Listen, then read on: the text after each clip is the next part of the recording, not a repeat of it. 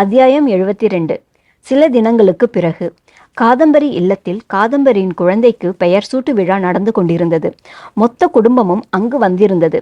சந்தியா மற்றும் ராகவின் குடும்பத்தினரும் அங்குதான் இந்த 2 வாரங்களாக தங்கியிருந்தனர். புதிதாக என்றால் திவாகரும் மோகனா குடும்பம் மட்டுமே. அறுவை சிகிச்சை செய்த 2 தினங்களில் ராகவும் ஓரளவு சரியாகிவிட உடனே சென்னைக்கு கிளம்ப வேண்டும் என்றுதான் முடிவு செய்திருந்தனர். ஆனால் காதம்பரியின் குழந்தைக்கு பெயர் சூட்டு விழா அருகில் வர காதம்பரி அனைவரையும் அங்கிருக்க சொல்லி வற்புறுத்த வேறு வழியின்றி அனைவரும் அங்கேயே தங்கியிருந்தனர். ராகவ் சந்தியாவுக்கு விபத்து என்றே காதம்பரி வீட்டில் சொல்லியிருந்தனர். சுகுமார் யசோதா வந்தபொழுது அவர்களுக்கும் அதையே சொல்லி மறைத்து விட்டனர். இதையெல்லாம் விட சந்தியா ஜெயவேல் விவகாரத்தை பற்றி ராகவிடம் வாய் திறக்கவில்லை. அன்று அந்த சம்பவம் நடந்தபொழுது தன்னவனிடம் சொல்ல தவித்தவளுக்கு கணவன் மரண வாசலை தொட்டு வந்திருக்கும் இந்த சூழ்நிலையில் அதை சொல்லி அவனை துயரப்படுத்த மனம் வரவில்லை. இவர்கள் எல்லோரையும் விட அதீனா மறைவில் கணேசன் மிகவும் நொந்து போயிருந்தார். மகளை பார்க்க மனம் தவித்ததுதான். ஆனால் அவர் அதீனாவின் தந்தையாக தன்னை காட்டிக்கொண்டால் சந்தியாவுக்கு அதில் பல அபாயங்கள் வரும் என்று வெங்கட் பலமுறை சொல்லி அவருக்கு புரிய வைக்க, கணேசனுக்கு இறந்த மகளை பார்ப்பதால் உயிரோடு இருக்கும் தன் மகளின் வாழ்க்கைக்கு பிரச்சனை என்று எப்பொழுது உணர்ந்து கொண்டாரோ அதன் பிறகு அதீனாவை பார்க்க வேண்டும் என்று ஆர்ப்பாட்டமெல்லாம் செய்யவில்லை. சந்தியாவுக்கு கொடுக்காமல் மறுத்த பாசத்துக்கு ஈடுகட்டினாரோ என்னவோ, இல்லை துப்பாக்கி குண்டு பட்டு இறந்த தன் மகளின் முகம் பார்க்க தைரியம் இல்லாமல் விட்டுவிட்டாரா தெரியவில்லை. டிவியில் அதீனாவின் முகத்தை காட்டும் பொழுது கூட பார்க்கவில்லை அவர். வசந்தி சந்தியா என அனைவருக்குமே அது பெரிய துக்கம்தான். ஆனால் என்ன செய்ய? சந்தியா கூட தன் தந்தையிடம் பேசி பார்த்தாள். யாருடைய ஆறுதலும் அவரை தேற்றவில்லை. ஆனால் மிருணாளினியிடம் மட்டும் பேசினார். தன் மகளை அவள் மூலம் திரும்ப பார்க்கலாம் என்று நினைத்து விட்டார் போல. மிருணாளினி மட்டுமே அவரின் பிடிப்பாக இருக்க மற்றவர்களிடம் அவர் பேசவே விரும்பவில்லை. சந்தியாவும் கணேசனுக்காக பாவப்பட்டாலே தவிர அவரின் பாசத்துக்காக போராடவில்லை. தந்தை பாசம் என்பது இயல்பாக வரவேண்டியது. தனக்கு கொடுக்க கூடாது என்று வேண்டுமென்றே பிடிவாதமாக இருப்பவரிடம் அதற்காக போராடுவது கேவலமாக இருக்க விட்டுவிட்டாள். எப்பொழுதும் போலவே கணேசனின் மகள் தனக்கான கடமைக்கான உரிமையாக மட்டுமே இருக்க அப்படியே தொடரவும் விரும்பினாள். அவரும் வழக்கம் போல தன் தந்தைக்கான கடமைகளை ஆற்றப்போகின்றார். இனி இதில் தான் மெனக்கெட எதுவும் இல்லை. அதிலும் அந்த வீட்டை விட்டு இன்னொரு வீட்டுக்கு வந்துவிட்ட பின்னர் பெரிதாக இனி இழப்பதற்கு ஒன்றுமில்லை என்று அவளுக்கு தோன்றியதால் தந்தை பாசத்தை நினைத்து பெரிதாக வருத்தப்பட என்ன இருக்கின்றது, துக்கப்பட இருக்கின்றது? தனக்கே தனக்காக ஒருவன் தாயுமானவனாகவும் தந்தையுமானவனாகவும் அவள் வாழ்க்கையில் வந்துவிட்டிருக்க இனி எதற்காக வருத்தப்பட, துக்கப்பட? உனக்காக நான் இருக்கின்றேன் ஒவ்வொரு நொடியும் நிமிடமும் என தனக்காக துடிக்கின்ற உயிர் இருக்கும் பொழுது கிடைக்காத பாசத்துக்காக ஏங்கி தவிக்கும் சந்தியா முட்டாள் அல்ல. தன் வாழ்க்கையை தனக்கான பாதையில் சந்தோஷமாக மாற்றிக்கொண்டாள். அப்பொழுதும் தாய் அதீனா இறந்த வேதனை தாங்காமல் மனம் வருந்தினாள். அவளை தான் மட்டுமே தேற்ற முடியும் என்று தேற்றியும் இருந்தாள்.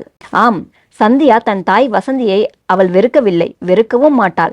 எதற்காக தன் தாயை தான் வெறுக்க வேண்டும்?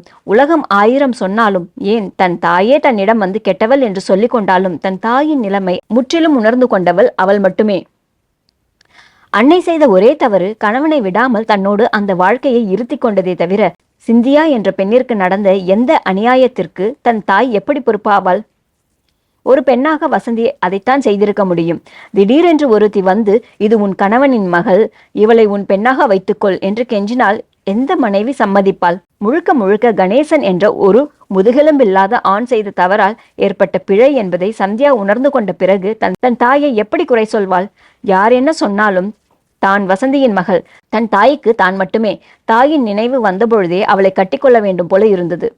கணவன் இருந்த நிலைமையில் தாயை ஒழுங்காக கவனிக்க முடியவில்லை. இப்பொழுது கணவன் தான் சரியாகிவிட்டானே. தாயை நினைத்த அடுத்த வினாடி சமையல் அறையில் தாயிடம் போய் ஒன்றினாள் Sandhya. Vasanthi, I miss you so much என்று செல்லம் கொஞ்சி கொண்டிருக்க யதார்த்தமாக வந்த காதம்பரியின் கணவன் முரளியின் கண்களில் அது பட்டுவிட மொத்த இளைஞர் பட்டாளத்திடம் வந்து பத்தி வைத்து விட்டான். ராகவுக்கு தெரியும் இது திருந்தாத கேஸ் என்று. முரளி சொன்னபொழுது சாதாரணமாக கேட்டுக்கொண்டிருக்க, ஆனால் அடுத்து முரளி கேட்ட கேள்வியோ அசிங்கப்பட்டான் குமாரு என்றாகி போயிருந்தது ராகவுக்கு. ராகவ், உன் ட்ரைனிங் சரியில்லை போல. என் மச்சினிச்சு இன்னும் அம்மா அம்மான்னு அந்த அத்தை பின்னாடி சுத்திட்டு இருக்கு என்று ஒரே போடாக போட பல்லை கடித்து கொண்டான் ராகவ். இப்பொழுது நீ மட்டும் பொழுதும், உன் குரல் மட்டும் பொழுதும், உன் கையணைப்பு மட்டும் பொழுதும் என்று எண்ணமாக உருகினாள். தனக்குள் நொந்து கொண்டிருக்க சந்தியா மட்டும் அங்கு நின்றிருந்தால் பஸ்மமாக இருப்பாள் அவன் அக்னி பார்வையில். சுகுமார் தான் வேகமாக வக்காலத்து வாங்கினார் தன் மருமகளுக்காக.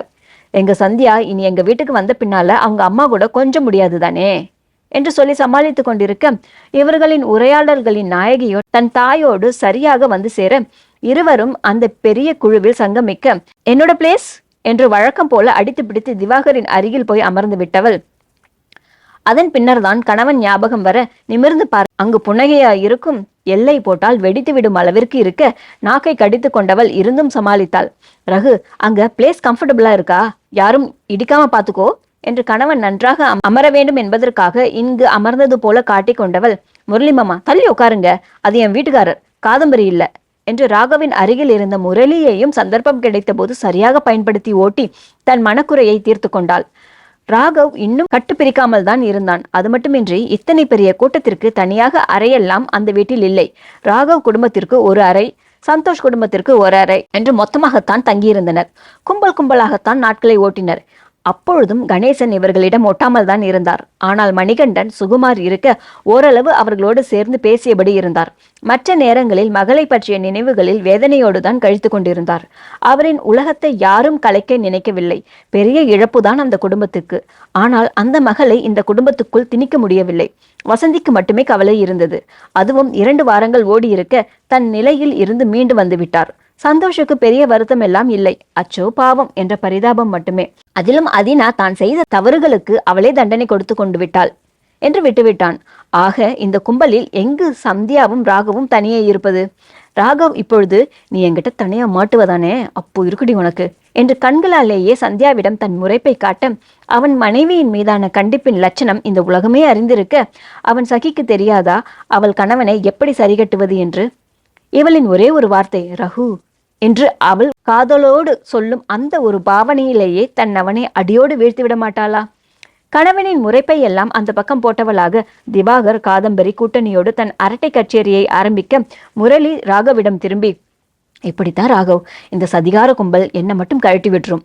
இப்பொழுதாவது நீங்க எனக்கு இருக்கீங்க, நான் உங்களுக்கு துணைக்கு இருக்கேன்னு ஒரு சப்போர்ட் கிடைச்சிருக்கு என்று பெருமூச்சு விட, உண்மையிலேயே ராகவ் இப்பொழுதுதான் கலவரமானவனாக, ப்ரோ எக்ஸ்பீரியன்ஸ் ஹெவியா இருக்கும் போல, இப்பவே எனக்கு கொஞ்சம் அள்ளு விடுதே என்று பயந்தவனாக சொல்ல, பின்ன என்னதான் பேசுங்கன்னு தெரியாது ரகு, இதுங்க ஒன்னா சேர்ந்தால் போதும், என் பக்கமே வரமாட்டா என் பொண்டாட்டி.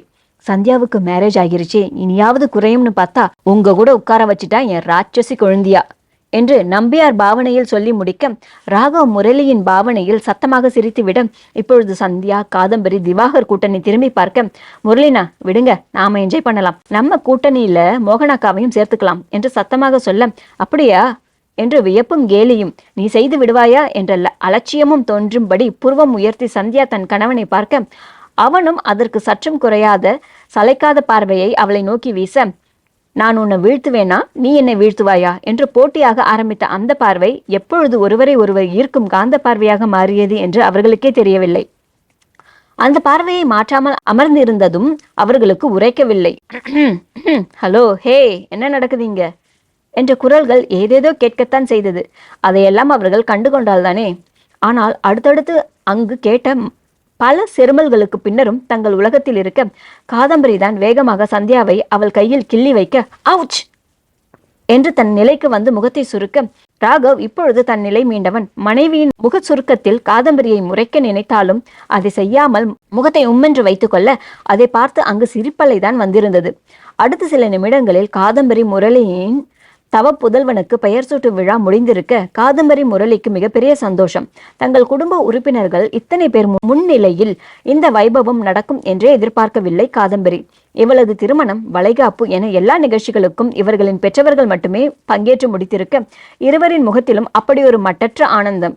அது மட்டும் இல்லாமல் காதம்பரி இன்று குழந்தையோடு கணவன் வீட்டிற்கு செல்லும் தினமும் முரளி இத்தனை நாள் மனைவியை மாமியார் வீட்டில் விட்டு வைத்திருந்ததே அதிகம். எப்படியோ பேசி இரு வீட்டாரையும் சம்மதிக்க வைத்து இதோ இன்று தன்னோடு அழைத்து செல்லவும் போகிறான். கணவனோடு செல்ல போகிறோம் என்ற உற்சாகத்தில் வளைய வந்து கொண்டிருந்த காதம்பரியை அப்படியே தனியாக கடத்தியிருந்தாள் சந்தியா. வந்தவள் சில நிமிடங்கள் பேசாமலேயே யோசித்துக் கொண்டே இருக்க, காதம்பரி யோசனையாய் அவளை பார்க்க, காது என்று டன் டன்னாக வழிந்தாள் சந்தியா. என்னாச்சு, ஏன் இவ்வளவு வழியிற? நீ இப்படி கொஞ்சல்ஸ்ல ஆரம்பிச்சாலே எனக்கு ஏதோ ஆப்பு வச்சிருப்பியே, சொல்லி தொலை. ஆனா அதுக்கு முன்னால இந்த கேவலமான முகத்தை மாத்து என்று காதம்பரி முடிக்க, சந்தியா தன் திட்டத்தை சொல்ல அவள் சொன்ன எல்லாவற்றையும் கேட்டுக்கொண்டவள், ஸோ இங்கிருந்து நான் போகும்போது என் கூட இந்த மொத்த கும்பலையும் கூட்டிட்டு போகணும். நாளைக்கு வரை எங்க வீட்டில் அரெஸ்டும் பண்ணி வச்சிருக்கணும். என்றபடி சந்தியா அப்பாவியாக சோகமாக முகத்தை வைத்துக்கொள்ள, பண்ணலாம், யாழ் என்ன சொல்வார்னே தெரியலையே, அது மட்டும் இல்லாமல் உன்னையும் ரகுவையும் அங்க கூப்பிடணும் தானே என்று யோசிக்க ஆரம்பிக்க, ஹலோ என்ன உன் ஆள் சொல்லுவாரு, அதான் பிள்ளையெல்லாம் பெத்துருச்சு இல்ல, அப்புறம் இன்னும் என்ன கொஞ்சல்ஸ் வேண்டியது கிடக்கு, பொறுப்பா குழந்தைக்கு அப்பா அம்மாவா மாறி உங்க கொஞ்சல்ஸை ஜூனியருக்கு காட்டுங்க, ஆன்டி அங்கிள்ஸ்கெல்லாம் இன்னும் என்ன ரொமான்ஸ் சீன் கேக்குது என்ற பொழுதே காதம்பரி முறைக்க ஆரம்பிக்க, முறைக்காத, உண்மைதானே, சரி அதை விடு, ரகு இருக்கிற நிலைமையில அங்கெல்லாம் வர முடியாதுன்னு நான் சமாளிச்சுக்குவேன், நீ நான் சொன்னதை மட்டும் செய் என்ற பொழுதே, ஆனால் அதெல்லாம் சரி, உன் ஆளை கை ஃப்ராக்சர்ல கட்டு போட்டுட்டு இருக்காரே, உன் வேகத்துக்கெல்லாம் என் கொழுந்தனார் தாங்குவாரா தங்கியே என்ற பொழுதே, அது எங்க பாடு, நாங்க பாத்துக்கிறோம், வந்ததுல இருந்து நர்ஸ் வேலை தான் பார்க்கிறேன் ரகுவுக்கு, நர்ஸ் கூட பேஷண்ட்டை பார்க்கும் பொழுது எல்லோரையும் வெளியே அனுப்புவாங்க, இங்க அது கூட முடியல என்று சலிப்பாக சொல்ல, காதம்பரி அவளை நக்கலாக பார்க்க, சரி சரி நான் சொன்ன வேலையை கவனி, கிளம்பு கிளம்பு என்று காதம்பரியை அழைத்து கொண்டு போனாள். சந்தியா ஆரம்பித்த திருவிளையாடல் வெற்றி பெறாமல் இருக்குமோ? ஒரு வழியாக மொத்த குடும்பமும் 6 மணி அளவில் அங்கிருந்து கிளம்பிவிட, இருவருமாக வாசல் வரை வந்து அவர்களை வழியனுப்பி வைத்தவர்கள் மீண்டும் உள்ளே நுழையும் பொழுதே வேகமாக சந்தியா தன்னவனை இறுக கட்டி கொள்ள, அவளின் வேகத்தினாலோ இல்லை சற்றும் எதிர்பாராத அவளது அணைப்பினாலோ தன்னை நிலைப்படுத்தி கொள்ள முடியாமல் ராகவ் தடுமாறி நிற்க, சகி, சந்தியா என்று இவன் என்ன அழைத்தாலும் கேட்காமல் இன்னும் இன்னும் இறுக்கமாக கட்டி அணைத்து கொள்ள, அவளுக்கு இந்த அணைப்பு இதைவிட தன்னவனின் வலிய கரங்களின் அணைப்பு தேவைப்பட்டது. ஆனால் அது இப்பொழுது முடியாதல்லவா? தனக்குள் பட்ட வேதனைகளை, தான் சிறையில் அனுபவித்த வேதனைகளை சொல்ல நினைக்கவில்லைதான். ஆனால் மனம் கொந்தளித்து கொண்டிருந்ததே.